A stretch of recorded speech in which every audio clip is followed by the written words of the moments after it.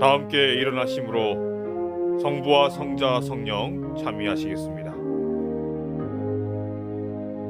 성부와 성자 성령 삼위께 영광 돌려보내세. 태초부터 이제까지 또 영세무궁토록 성삼위께 아멘 아멘.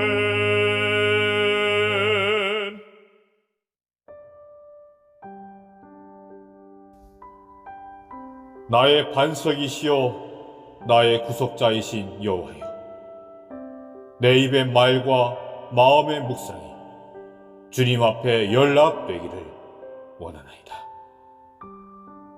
사랑으로 세상을 창조하신 하나님 아버지, 우리들을 창조하시고 생육하라 번성하라 충만하라 정복하라 다스리라 명령하신 우리 하나님 아버지께 이 시간 온전히 찬양과 영광과 존귀를 돌립니다. 오직 성령으로 우리의 마음을 깨우쳐 주시고 아버지의 영적인 음성을 듣게 하여 주시옵소서. 우리의 기도와 찬양으로 올려드리는 이 거룩한 예배가 오직 우리 주 아버지께만 상달되게 하여 주시옵기를 예수님의 이름으로 간절히 기원하옵나이다. 아멘. 다 함께 교독문 831장 인도와 보호 교독하시겠습니다. 하나님은 우리의 피난처시요 힘이시니 환난 중에 만날 큰 도움이시라.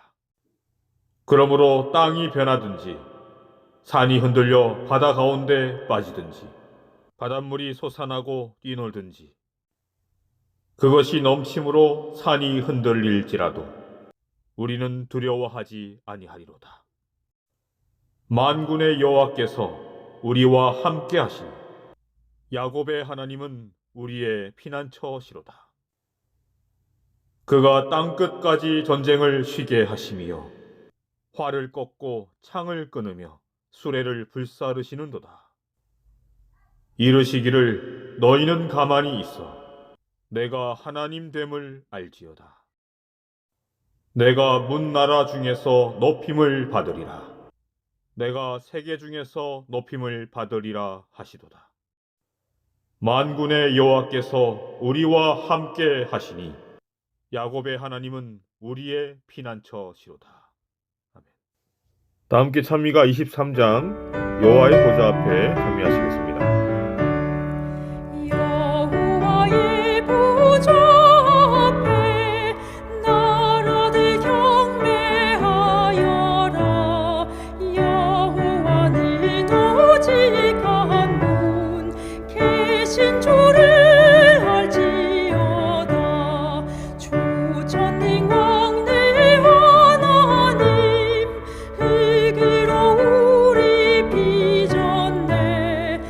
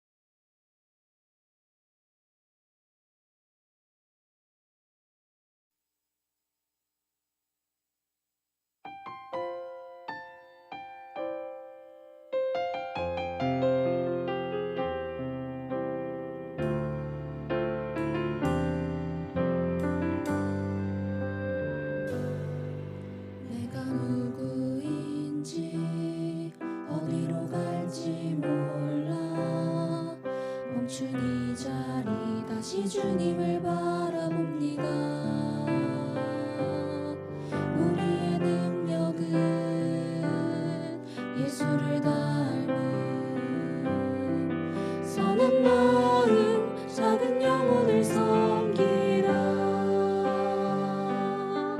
성령의 힘으로 사람을 사랑하는 나는 재림 청년입니다.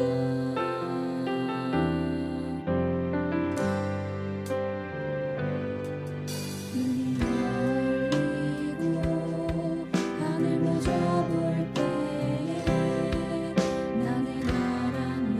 내가 누군지 어디로 갈지. 우리의 성공은 주님께 영광. 하나님의 나라를 회복하라. 시대의 희망 하나님 남은 자손 나는 재림 청년입니다.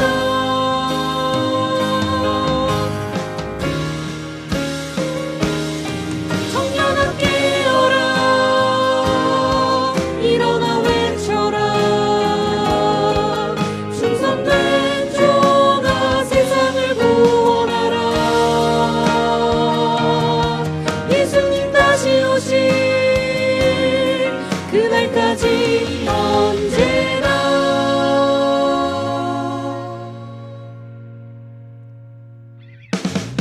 나는 재림 청년, 재림 청년, 나는 재림 청년입니다.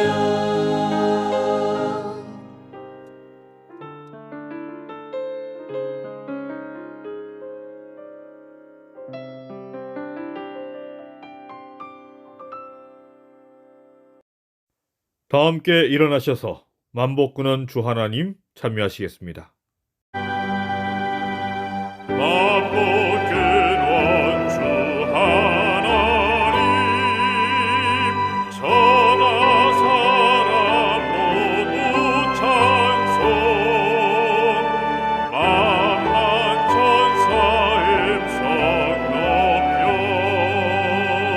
성부 성자 성령 찬송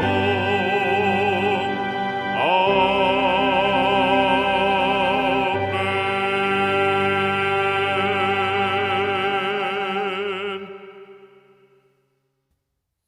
사랑의 주님, 일주일 동안 살아가게 하시고 주의 성의를 기억하여 주의 성전에 나와 거룩한 마음으로 예배를 드리게 하시고 저희의 모든 정성과 마음, 재물, 시간, 모든 것을 다 주님께 드릴 수 있도록 마음 허락하여 주심에 감사합니다.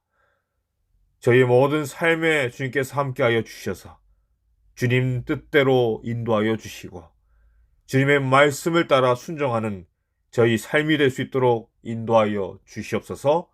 언제나 우리 자신을 바라보는 성찰, 범사에 감사하는 생활, 항상 기쁜 마음으로 주님을 섬기는 그러한 풍성한 삶을 살 수 있도록 인도하여 주시옵소서.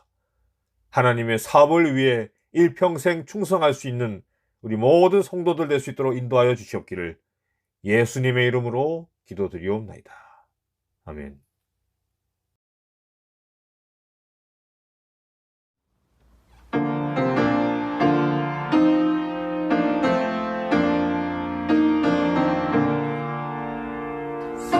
사전을 몸바람 들어도 하나님 아버지 모셨으니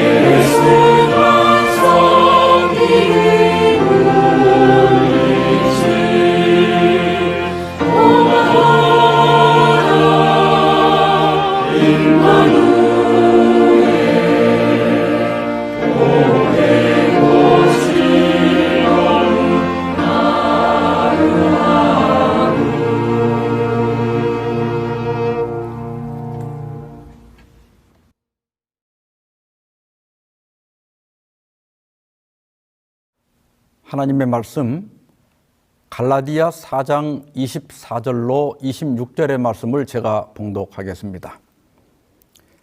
이것은 비유니 이 여자들은 두 언약이라. 하나는 신의 산으로부터 종을 낳은 자니 곧 하갈이라. 이 하갈은 아라비아에 있는 신의 산으로서 지금 있는 예루살렘과 같은 곳이니 그가 그 자녀들과 더불어 종노릇하고 오직 위에 있는 예루살렘은 자유자니 곧 우리 어머니라. 올해도 벌써 1기가 지나고 제2기를 맞게 되었습니다. 지난 1기 동안 우리는 재림신앙의 지계표를 보존하라는 주제로 말씀을 나누었습니다. 제2기 동안에는 신앙의 기초를 든든히 하라 이런 주제로 말씀을 계속 드리고자 합니다. 오늘은 그 첫 번째 시간으로 교회는 우리 어머니라 이런 제목으로 말씀을 드리고자 합니다. 코로나19가 전 세계의 팬데믹, 대유행이 된 지 2년째를 맞고 있습니다. 1년이 넘도록 현장 예배를 못 드리다 보니까 여러 부작용들이 나타나고 있습니다. 다 그런 건 아니겠지만 일단 교인들이 흩어졌습니다. 코로나가 끝나도 과연 예전의 모습으로 회복될지 약간 염려가 됩니다.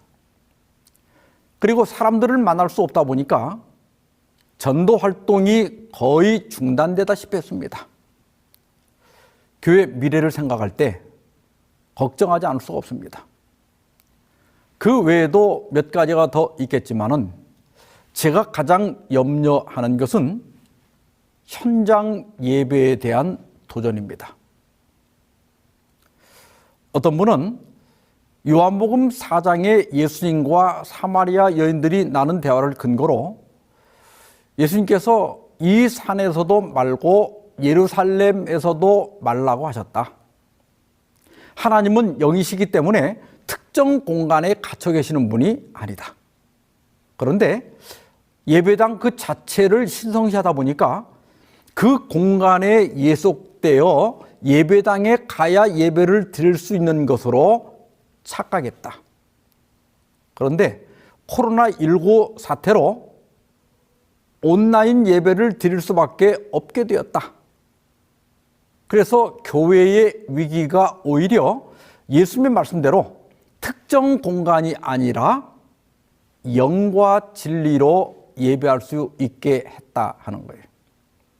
그러면서 이제 우리는 새로운 예배가 시작되는 제2의 종교개혁이 도래했다 이렇게 주장을 합니다. 여러분은 어떻게 생각하십니까? 과연 예수님께서 현장 예배를 부인하신 말씀일까요? 예배당에 모여서 드리는 예배는 형식적인 예배고 집에서 온라인으로 드리는 예배가 영과 진리로 드리는 예배일까요? 여러분, 이런 정의 자체가 좀 이상하지 않습니까? 말이 나온 김에 요한복음 4장 21절과 23절, 24절의 말씀을 살펴보고 지나가도록 하겠습니다. 예수께서 이르시되 여자여 내 말을 믿으라. 이 산에서도 말고 예루살렘에서도 말고 너희가 아버지께 예배할 때가 이르리라. 좀 건너뛰어서요. 아버지께 참되게 예배하는 자들은 영과 진리로 예배할 때가 오나니 곧 이때라. 아버지께서는 자기에게 이렇게 예배하는 자들을 찾으시느니라. 하나님은 영이시니 예배하는 자가 영과 진리로 예배할지니라. 예수님께서 사마리아 여인이 그리스도라고 하는 생수가 필요한 사람임을 깨닫게 하기 위해서 그녀의 사생활을 언급을 하셨습니다. 그러자 이 당황한 사마리아 여인은 우리 조상들은 이 산에서 예배하였는데 당신들의 말은 예배할 곳이 예루살렘에 있다 하더이다. 이렇게 말하면서 이 대화의 주제를 종교 논쟁으로 돌렸습니다. 이에 대하여 예수님께서는 이 산에서도 말고 예루살렘도 아니다 이렇게 말씀하신 거예요. 사마리아 사람들은 주전 432년경에 그리심산에 따로 성전을 지었습니다. 그들이 그렇게 한 이유는 주전 537년에 고레스의 석방령이 내리고 바벨론에서 돌아온 유대인들이 예루살렘 성전을 재건하기 시작했습니다. 그때 북쪽에 살던 사마리아 사람들이 우리도 같이 짓자고 제안을 했지만 유대인들은 단호히 거절했습니다. 70년 포로 생활을 하면서 유대인들은 자신들이 이렇게 된 것은 하나님의 계명에 불순종하고 특별히 우상을 숭배했기 때문이라고 하는 것을 뼈저리게 느꼈습니다. 따라서 거의 이교화되어 있는 그 사마리아 사람들과 같이 성전을 짓고 같이 예배 드릴 수가 없었던 거예요. 그러자 성질이 난 사마리아 사람들이 따로 성전을 지은 거예요. 이렇게 해서 여러분들이 지도에서 보는 것처럼 예루살렘과 세겜의 그 그리심산에 두 개의 성전이 존재하게 되었고 진짜 성전이 어디냐는 논쟁이 계속되어 왔던 것입니다. 예수님께서 이 산에서도 말고 예루살렘에서도 말고 이렇게 말씀하셨는데 이 말씀은 이제는 하나님을 예배하는 일이 유대나 사마리아 등과 같은 특정 지역에 제한되지 않을 것을 의미하는 거예요. 다시 말하면 표상과 의식적 성전 예배가 폐지되고 이제는 전 세계에서 만민이 참여하는 새로운 방식의 예배가 시작될 것을 말씀하고 있는 겁니다. 그리고 23절에 아버지께 참되게 예배하는 자들은 영과 진리로 예배할 때가 오나니 곧 이때라 이렇게 말씀하셨어요. 근데 여러분 영과 진리로 예배하는 것이 뭘까요? 24절에 보면 그 의미를 정확하게 알 수 있는데요. 하나님은 영이시니 예배하는 자가 영과 진리로 예배할지니라 그랬습니다. 하나님은 영이시다. 이 말은 영은 물질의 반대지요. 그러니까 하나님은 돌이나 나무로 만든 우상과 다른 분이시다. 그분은 인격을 가지고 계시고 감정을 가지고 계신다. 그래서 하나님은 영과 진리로 예배하는 자들을 찾으신다.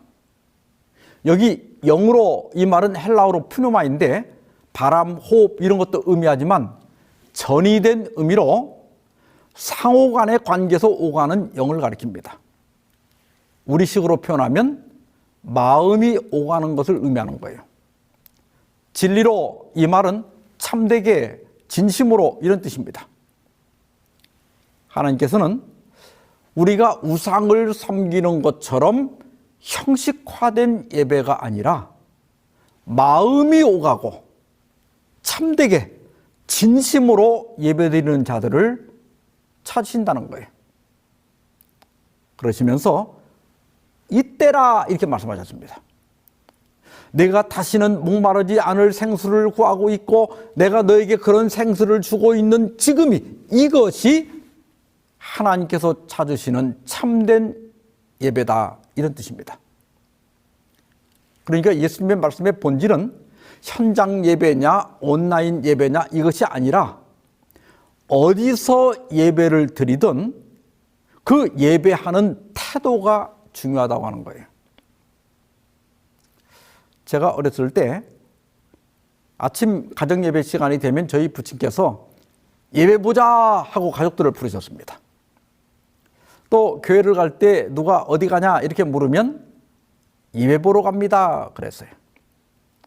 근데 어떤 분은 예배를 드린다고 해야지 본다고 하면 안 된다 이렇게 지적하십니다. 맞는 말씀입니다. 그런데 이런 용어 차이로 논쟁은 하지 않기를 바랍니다. 보통 말로는 보러 간다 이렇게 해도 마음으로는 드리러 갑니다. 그런데 이 본다와 드린다의 차이는 좀 생각해 볼 필요가 있습니다. 보통 음악회나 무슨 연극은 보러 가는 거죠. 이런 경우에는 관객인 내가 만족했는가가 중요합니다. 그러나 예배는 하나님께 드리러 가는 거예요. 따라서 우리는 예배자고 하나님께서는 받으시는 분입니다. 이게 하나님께서 관객이 되시는 거예요. 그러므로 등단하는 분들도 준비를 잘 해야지만 예배자가 더 준비를 잘해야 됩니다. 하나님께 신뢰가 안 되도록 좀 복장도 단정히 하고 또 머리도 좀 단정히 하고 하나님을 경외하는 마음으로 예배당에 앉아서 졸거나 또 다른 거 하지 말고 마음을 다해서 진심으로 예배를 드려야 됩니다. 그러므로 우리가 예배가 끝난 다음에 물어야 할 것은 내가 무엇을 얻었는가가 아니라 하나님께 무엇을 드렸는가를 물어야 합니다. 나는 오늘 진심으로 예배를 드렸는가? 나는 정성으로 드렸는가? 열정을 다해 드렸는가? 물어야 합니다.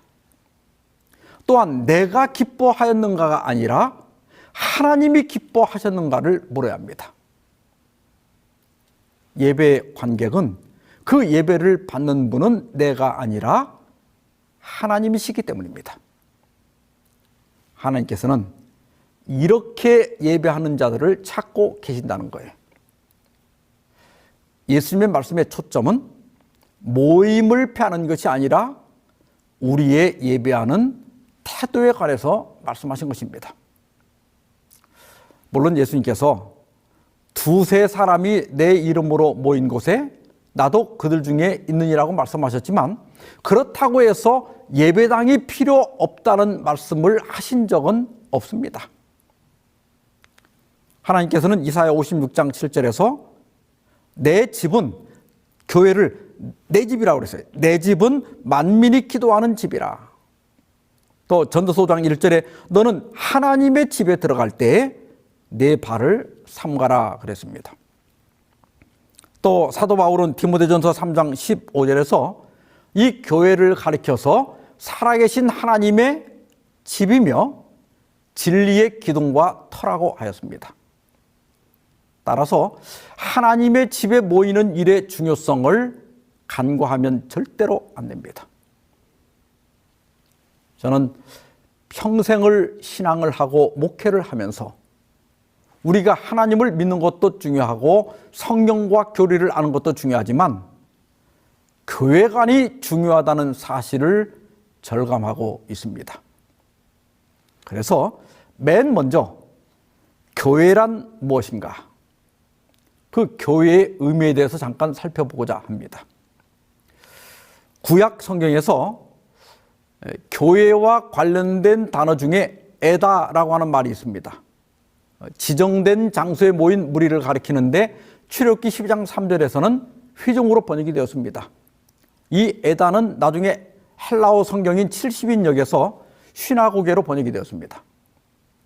카할이라고 하는 단어도 있는데 의논하기 위해서 불러낸 회중을 의미하는데 신명기 9장 10절에서는 총회로 번역이 됐습니다. 70인역에서는 에클레시아로 번역되었어요.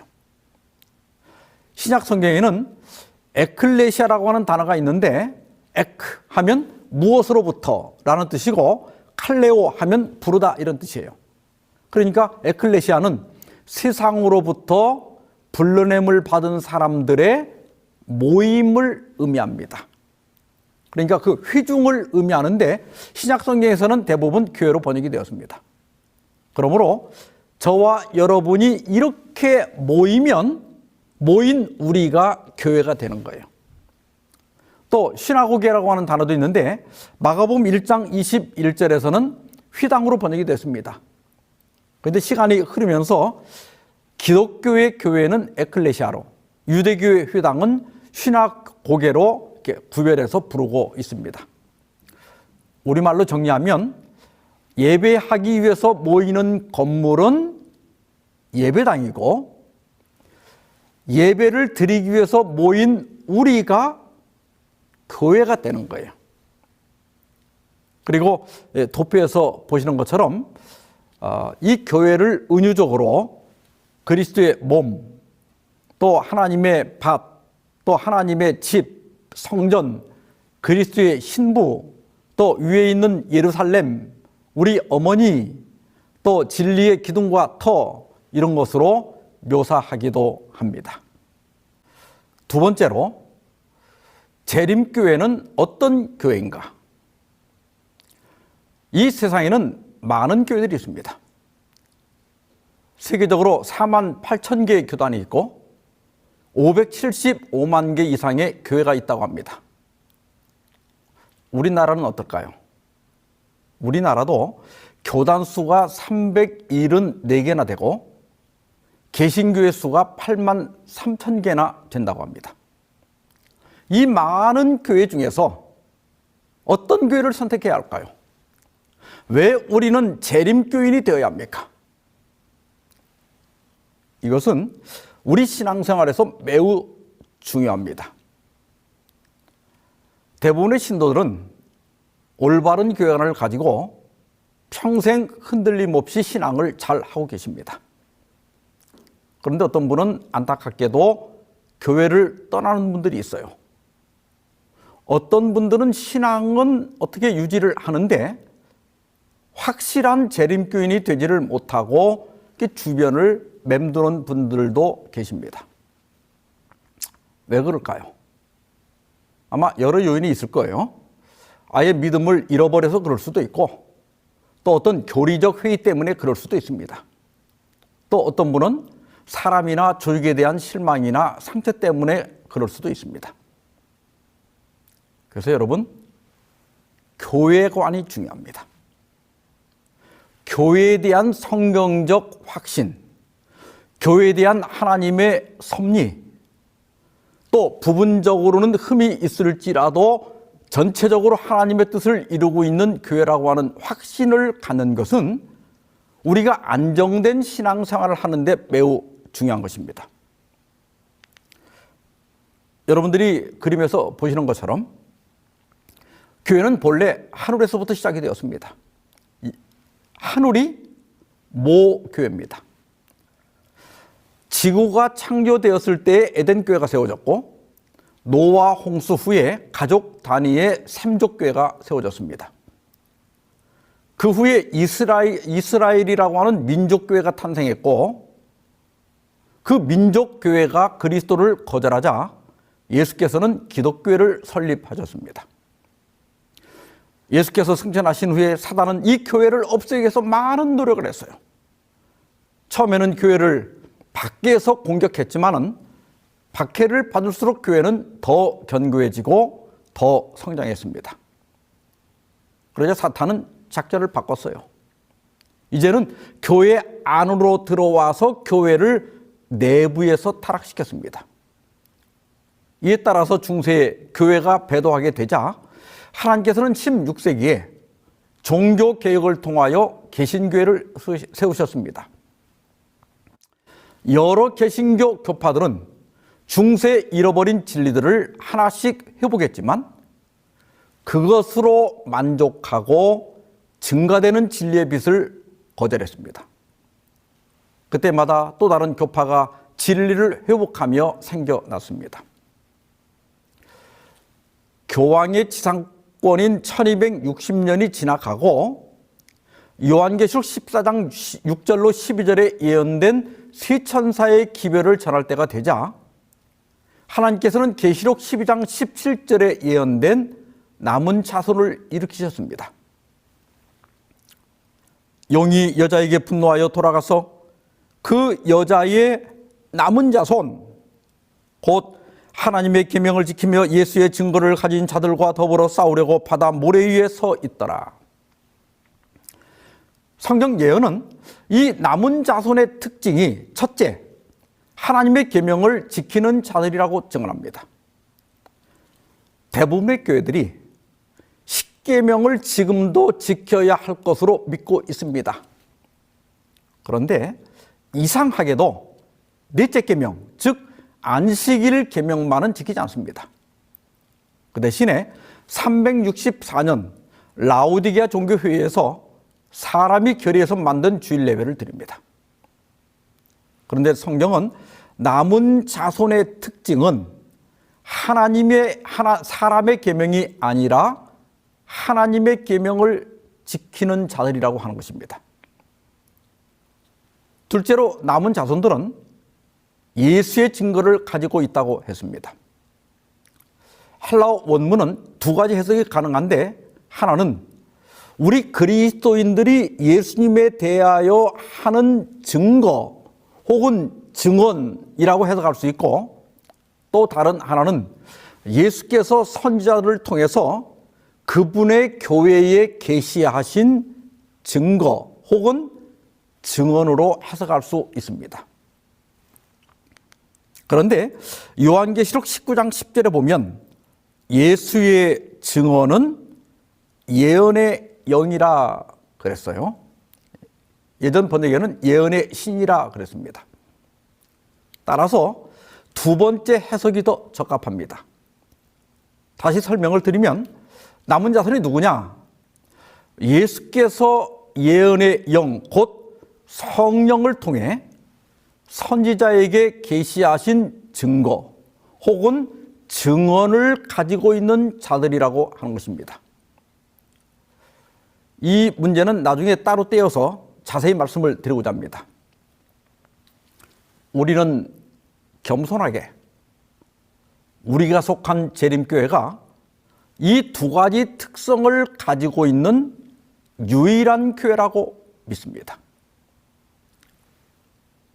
이 세상에 575만 개의 교회가 있지만 자신들이 계시록 14장 6절로 12절에 언급된 세 천사의 기별을 선포하고 있다고 주장하는 교회는 재림교회 하나밖에 없습니다. 또한 재림교회를 제외하고 다른 어떤 교회도 요한계시록 12장에 예언된 역사적 과정을 통해서 설립되고 17절에 묘사된 남은 교회, 남은 자손의 특징을 모두 가지고 있는 교회가 없습니다. 그렇다고 해서 우리만 하나님의 참된 자녀이며 우리만 구원받을 수 있다고 믿지는 않습니다. 모든 교파 안에는 자신들에게 부여된 빚에 따라 온전한 신앙생활을 하고 있는 잠재적 남은 자손들이 있다고 믿습니다.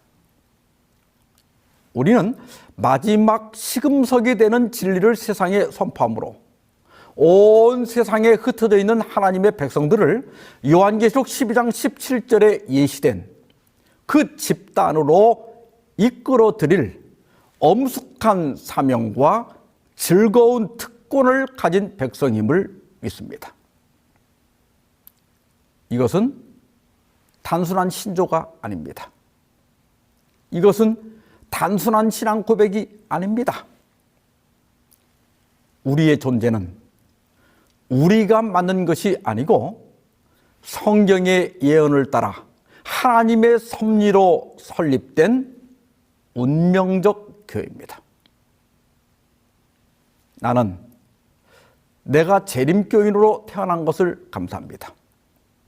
나는 나의 부모와 내 아내와 내 아들과 내 딸이 재림교인인 것을 감사합니다. 나는 이 설교를 듣고 있는 여러분이 나와 함께 재림교인인 것을 감사합니다.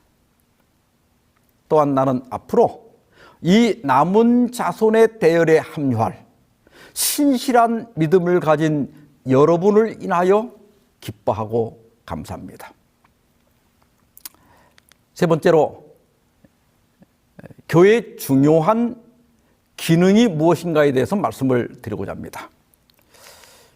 기본교리 28에서는 교회 기능을 예배와 권면, 그리스도인 교제, 또 성경 말씀을 가르침, 거룩한 예식들을 거행함, 전 세계적인 복음의 선포라고 정의하고 있습니다.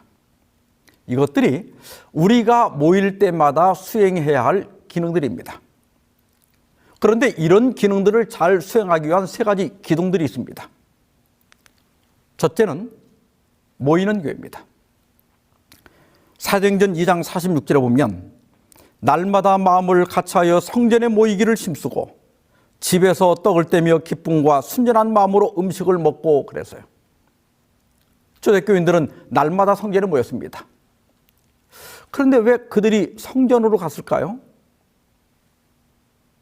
초대교인들은 기독교가 유대교에서 이탈한 것이 아니라 오히려 그것을 완성한 것으로 생각했기 때문에 성전에 가서 예배를 드린 거예요. 그리고 그 당시에 이스라엘 사람들은 누구나 성전뜰에 들어갈 수가 있었습니다. 그러나 얼마 후에 기독교가 불법화되면서 기독교인들의 출입이 금지됩니다. 뿐만 아니라 그들은 성전 예배가 끝난 후에 그냥 흩어지지 않고 몇 가정별로 혹은 구역별로 성도의 집에 모여서 음식을 나누며 교제를 나눴습니다. 그래서 여러분, 이 교회의 중요한 기능 중에 하나는 모이는 것입니다. 아까 그 앞에서 교회의 정의가 무엇이었죠? 세상으로부터 불러냄을 받은 사람들의 뭐라고 그랬죠? 모임입니다. 그래서 여러분, 모여야 교회가 됩니다. 그래서 성경은 교회를 몸과 지체로 설명하고 있습니다. 골로새서 1장 16절에서 예수께서는 교회의 머리가 되신다고 말씀하셨고, 에베소서 1장 23절에서는 교회는 그리스도의 몸이라고 했습니다. 그리고 에베소서 5장 30절에서 우리는 그 몸의 지체라고 했습니다. 그래서 우리는 모여야 합니다. 몸에서 분리된 지체가 혼자 살 수 없는 것처럼 교회에서 분리된 개인이 정상적인 신앙생활을 하기는 어렵습니다. 그래서 교육 268페이지에 보면 그리스도는 머리요 교회는 몸이다. 그러므로 그리스도와 관련을 맺는 것은 그리스도의 교회와 관련을 맺는 것을 의미한다 그랬어요. 요즘 가난한 교인, 신앙은 하지만은 안 나가, 교회를 나가지 않는 교인들이 늘고 있다고 하는데 올바른 신앙 태도는 아닙니다. 그리스도와 관련을 맺는 것은 교회와 관련을 맺는 것을 의미한다. 이 말씀을 기억하시기 바랍니다. 그래서 히브리 10장 25절에 모이기를 피하는 어떤 사람들의 습관과 같이 하지 말고 오직 권하여 그날이 가까움을 볼수록 더욱 그리하자 그랬습니다. 뭘 그리하자는 거예요? 재림의 날이 가까울수록 더 자주 모이라는 것입니다. 히브리서가 기록된 63년경에도 모이기를 폐하는 사람들, 즉 소홀히하는 사람들이 있었어요. 당시 정치적 상황을 고려하면 정부의 박해 때문에 처벌받는 것이 두려워서 모임에 나가지 않았을 수도 있고, 또 모이는 것 자체를 싫어해서 소홀히 했을 수도 있습니다. 히브리 기자는 그렇게 하지 말고 재림의 날이 다가올수록 더 모이자고 권고하고 있습니다. 이러한 권고는 이제는 각자 온라인으로 예배를 드릴 때가 왔다는 주장을 정면으로 반박하고 있습니다. 물론 우리가 설교는 지금처럼 온라인으로 들을 수 있어요. 그러나 모일 수만 있다면 모여야 합니다. 실물교훈 70페이지 보면 성령은 온 세상의 편만에 계셔서 어디서나 사람들의 마음을 감동시키고 계신다. 그러나 우리가 하나님의 곳간에 거두어 들여질 만큼 잘하고 익어가야 할 곳은 교회이다 그랬어요. 집에서 혼자 예배를 드리면 마음 상할 일도 없고, 식사 당번을 해라, 청소를 해라, 전도를 해라, 이렇게 귀찮게 하는 일도 없고 또 어떻게 생각하면 편하고 좋을지도 모릅니다. 그러나 그런 신앙생활을 통하여 신앙이 정상적으로 성장하기는 매우 어렵습니다. 우리가 이게 운동을 할 때도요, 혼자 하는 것보다는 누군가 같이 하는 사람이 있어야 꾸준히 할 수 있는 거예요. 저도 작년에 거리 두기가 강화될 때마다 집에서 가족들과 예배를 드렸습니다. 확실히 시간적 여유도 있고 편하긴 했어요. 그러나 영과 진리로 드리는 예배는 확실히 구별된 장소에서 드리는 현장 예배가 낫다는 확신이 들었습니다. 함께 모여서 지지고 볶고 속도 좀 상하고 다투고 해야 정도 들고 또 자기 품성에 모난 점도 발견하게 되고 또 고칠 수도 있게 되는 거예요. 그리고 교회 활동에 참여하고 직분도 맡고 봉사도 하고 하면서 신앙도 자라고 역량도 커지고 사람도 익어가는 거예요. 지금 이 코로나로 대면 예배가 어려워서 일부는 교회에서 일부는 또 가정에서 영상으로 예배를 드리지만은 그래도 어떤 방식으로든 성도들끼리 연결이 되어 있어야 됩니다. 코로나 이후에 요즘 온택트라고 하는 말이 많이 사용되고 있습니다. 온라인의 온과 언택트의 택트를 합성한 말인데 비대면 대 비대면으로 그냥 각자 흩어질 것이 아니라 비대면과 비대면 사이를 온라인으로 연결하는 것입니다. 몇 가지 제안을 드리면 그 SNS 단톡방을 운영한다든지 또 그런 걸 통해서 서로 소식을 전하고 또 서로를 위해서 기도하고 또 이런 영상 설교를 서로 공유하고 또 화요일이나 금요일이나 안식일이 되면 서로 안부를 전하고 또 할 수 있다면 5명 미만씩 이렇게 소규모로 모여서라도 어떤 방식으로든 우리가 서로 연결돼 있어야 합니다. 두 번째로 교회는 세우는 교회가 되어야 합니다. 에베소서 4장 11절 12절에 보면 그가 어떤 사람은 사도로 어떤 사람은 선지자로 어떤 사람은 복음 전하는 자로 어떤 사람은 목사와 교사로 삼으셨으니 이는 성도를 온전하게 하여 봉사의 일을 하게 하며 그리스도의 몸을 세우려 하심이라 그랬어요. 하나님께서 각종 직분과 은사를 주신 목적은 첫째, 성도를 온전하게 하기 위한 것입니다. 여기 온전하게 이 말은 그물을 깁는다는 동사에서 파생된 단어입니다. 따라서 직분을 맡은 분들은 성도를 기워서 연합시키는 사람이 되어야 됩니다. 두 번째로 봉사일, 이것은 섬기는 일이에요. 이 세상의 직분은 높은 직분을 가진 사람이 낮은 사람을 부리지만 하나님의 나라는 반대입니다. 직분이 높을수록 더욱 섬기는 자가 되어야 합니다. 세 번째로 그리스도의 몸, 즉 교회를 세우기 위함이다. 교회를 헐면 안 됩니다. 자꾸 부정적인 말을 하거나 또 문제가 생겼을 때도 그 문제를 부각시키면 안 됩니다. 덮어주고 다독이고 또 서로 화합하는 방식으로 문제를 풀어가야 합니다. 세 번째로는 흩어지는 교회가 되어야 됩니다. 마가복음 16장 15절에서 또 이르시되 너희는 온 천하에 다니며 만민에게 복음을 전파하라고 말씀하셨습니다. 우리는 하나님께 예배를 드리기 위해서 하나님의 집에 모여야 하지만 또 흩어져야 됩니다. 이것은 복음을 전하기 위해서입니다. 전도를 멈춘 교회는 죽은 교회입니다. 교회는 끊임없이 전도하고 영혼들을 불러 모아야 합니다. 누가복음 14장 23절에 주인이 종에게 이르되 길과 산울가로 가서 나가서 사람을 강권하여 데려다가 내 집을 채우라 이렇게 명령합니다. 그리스도께서는 우리가 밖으로 나가서 사람들을 강권하여 데려오기를 원하십니다.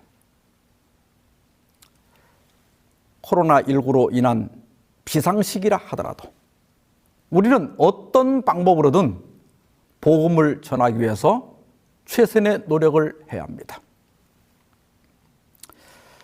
이제 본문으로 돌아가서 오늘 본문에서 바울은 행함으로 의를 얻으려는 유대교와 믿음으로 얻는 의를 가르치는 기독교를 사라와 하갈 두 여자를 비유로 들어서 비교하고 있습니다. 지금 있는 문자적 예루살렘이 유대교를 상징하기 때문에 바울은 기독교를 위에 있는 예루살렘이라 이렇게 말했습니다. 그리고 기독교가 가르치고 강조하는 예수 그리스도를 믿음으로 얻는 의만이 우리를 의롭게 할 수 있고 죄로부터 우리를 자유롭게 할 수 있다고 하는 것입니다. 그러면서 바울은 이 교회를 가리켜서 우리 어머니라고 선언합니다. 바울이 교회를 어머니라고 말한 이유는 그 당시 유대인들이 이스라엘 민족을 의미하는 예루살렘을 각 개인의 어머니라고 불렀기 때문입니다.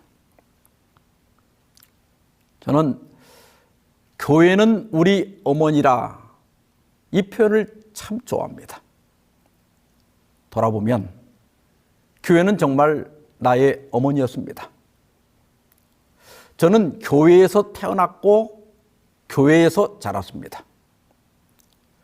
저는 공부를 위해서 중학교 1학년 때부터 친척집으로 또 기숙사로 또 자취를 하면서 이렇게 떠돌면서 청소년 시절을 거의 혼자 살았습니다. 몸이 약해서 아플 때도 많았고 또 어린 나이에 혼자 살다 보니 어려운 일도 있었고 유혹도 있었습니다.